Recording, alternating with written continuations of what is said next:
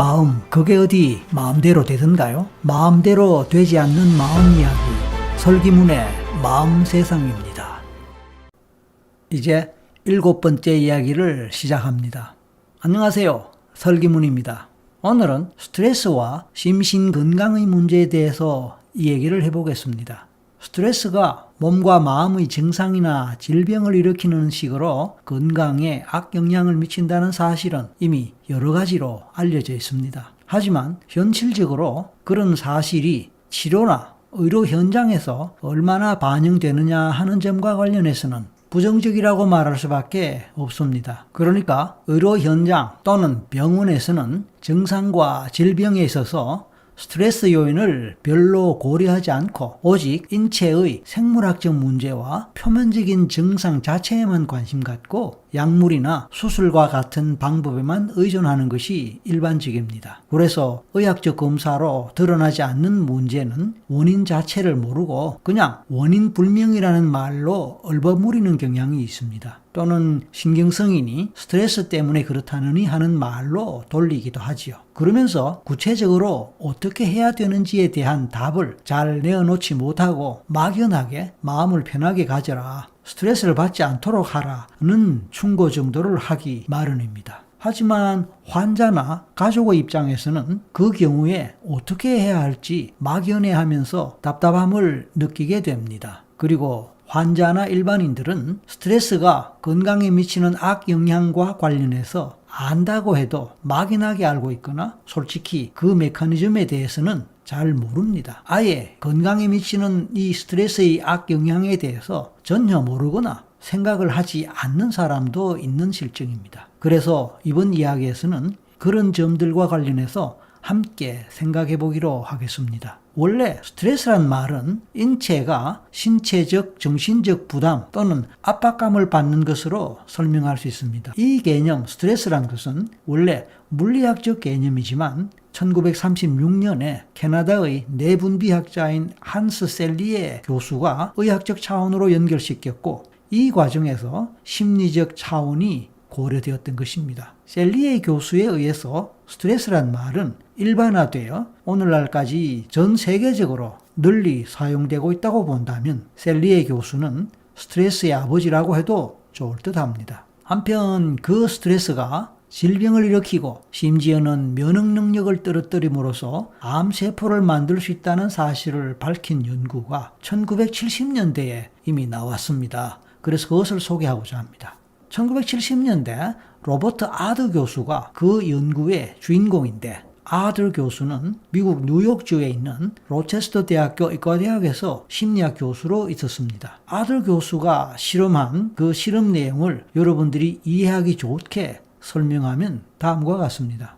아더 교수는 어느 날 실험용 쥐로 실험을 했습니다. 실험 쥐에게 사카린을 줬습니다. 사카린은 식품의 단맛을 내는 감미료인데 실험자는 이것을 물과 함께 쥐에게 주었는데 여러분들은 이것을 그냥 설탕물이라고 생각하면 쉽게 이해할 수 있을 것입니다. 그러니까 이 실험에서는 쥐에게 설탕물을 주면서 구토제도 함께 주었습니다. 이 구토제는 사이클로포스파미아드라고 하는 약품인데 이것은 구토를 유발시키는 것으로 유명한 것입니다. 그래서 그냥 이것을 구토 유발제에 해당하는 것으로 생각하면 될 것입니다.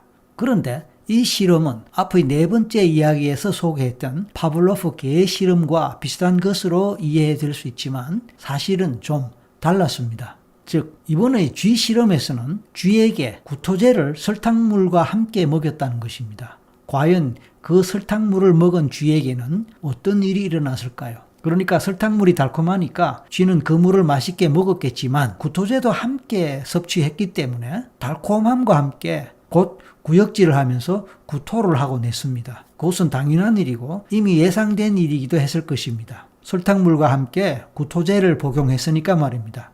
그런데 결국 설탕물을 마실 때마다 구토제를 같이 복용하게 되니까 늘 구토를 하고 고통을 받게 되는 거지요. 그러면 그 다음에는 그 설탕물을 안 먹으면 될 텐데 쥐는 그것을 깜빡했는지 아니면 설탕물이 너무 맛있어서 그랬는지 계속 설탕물과 함께 구토제를 받아 먹으면서 구토를 하고 구토를 하는 과정은 반복되었습니다. 아마 쥐는 기억력이 나빠서 그런 것일까요? 그런데 실험자는 그 후에 구토제를 포함하지 않은 순수한 사카린, 즉 설탕물만 쥐에게 주는 실험을 계속했습니다. 그러니까 이번에는 구토제를 먹지 않고 설탕물만 먹였다 이 뜻입니다. 그렇다면 쥐는 구토를 할 이유가 없지 않겠습니까? 그런데도 설탕물만 마신 쥐가 결국 또 구토를 하더라는 것입니다. 어째서 그런 일이 일어났을까요? 구토제를 복용하지 않았는데도 어떻게 구토를 하게 되었을까요? 일단 여기까지 과정은 앞의 파블로프 개 실험에서의 조건 형성의 원리로 설명 가능합니다. 당시의 개도 종소리 뒤에는 모기가 나온다는 사실을 기억했기에 모기가 없어도 종소리만 들으면 이미 모기를 예상하고 침을 흘렸다고 볼 수 있습니다. 물론 이 기억은 무의식의 기억이긴 하지만 곧 종소리는 먹이라는 프로그램이 개의 신경계에 형성되고 설정되었다고 할 수 있습니다. 이것은 일종의 무의식적 기억이 되는 셈입니다. 이번의 쥐 실험에서도 그 원리는 그대로 적용되어 구토제를 먹지 않았음에도 쥐는 구토를 했습니다. 왜냐하면 설탕물을 먹을 때마다 구토를 했던 무의식적 기억 때문일 것입니다. 이 기억 때문에 쥐는 구토제 없이 설탕물만 복용했을 때도, 그러니까 구토를 할 만한 아무런 이유가 없어도 구토를 하는 프로그램이 작동됨으로써 구토를 하게 되었다고 할 수 있습니다. 설탕물은 곧 구토라는 프로그램이 쥐의 신경계에 형성되고 설정되었기 때문입니다. 이것은 조건 형성의 또 다른 예라고 볼 수 있습니다.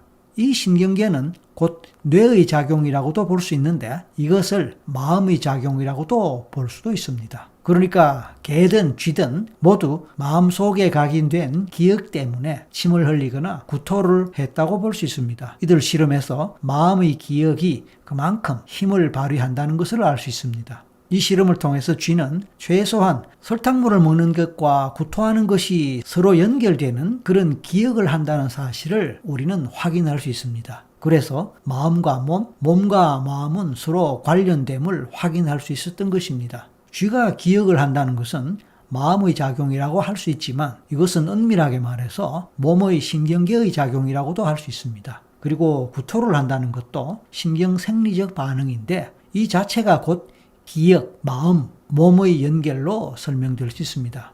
그런데 아들 교수의 실험이 여기서 끝났다면 아들 교수는 그렇게 유명해지지 않았을지도 모릅니다. 그 다음에 일어난 사건 때문입니다. 나중에 밝혀진 사실이지만 앞에서 구토제가 없는 설탕물만 먹었던 쥐들이 실험 45일쯤 지났을 때 죽은 것으로 밝혀졌습니다.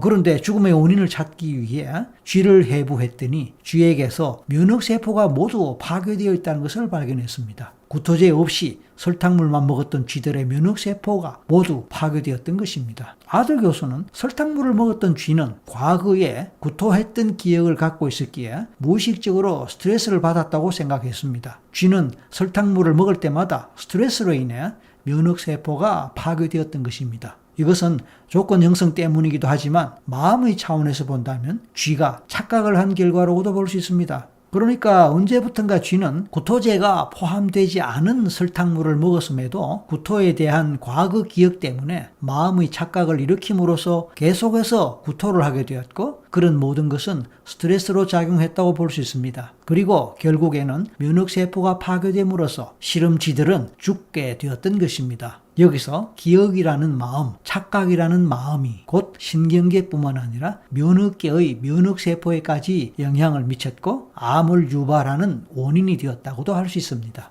아드 교수는 이러한 실험 결과에 바탕하여 이 원리가 사람에게도 그대로 적용된다고 생각했습니다. 그래서 마음, 즉 정신이나 심리, 이것이 신경계 그리고 면역계로 연결되는 현상을 바탕으로 당시에는 없던 정신, 신경, 면역학이라는 새로운 개념을 제시했던 것입니다. 그리고 그로 인해서 그런 이름의 새로운 학문 분야가 생기게 된 것입니다. 정신신경면역학 또는 심리신경면역학, 이것은 영어로 PNI라고 합니다. Psycho-Neuro-Immunology라는 하나의 긴 단어가 됐고 이것을 간단하게 줄여서 PNI라고 부르게 됐습니다. 결국 이렇게 볼 때 스트레스 때문에 면역력이 파괴될 수 있고 그 결과 암에 걸릴 수도 있다는 논리가 성립되는 것입니다. 자, 오늘은 좀 학문적인 얘기를 했습니다만은 스트레스가 그만큼 무섭고 위험하다는 것, 결국은 사망에 이르게 할 수도 있다는 것 알았습니다. 문제는 이 스트레스를 어떻게 할 것이냐 라는 것입니다. 스트레스와 관련된 이런 얘기들, 그리고 어떻게 이 문제를 해결할 것인가에 대한 이야기는 앞으로도 계속 이어질 것입니다. 오늘 7번째 이야기 여기까지입니다. 감사합니다.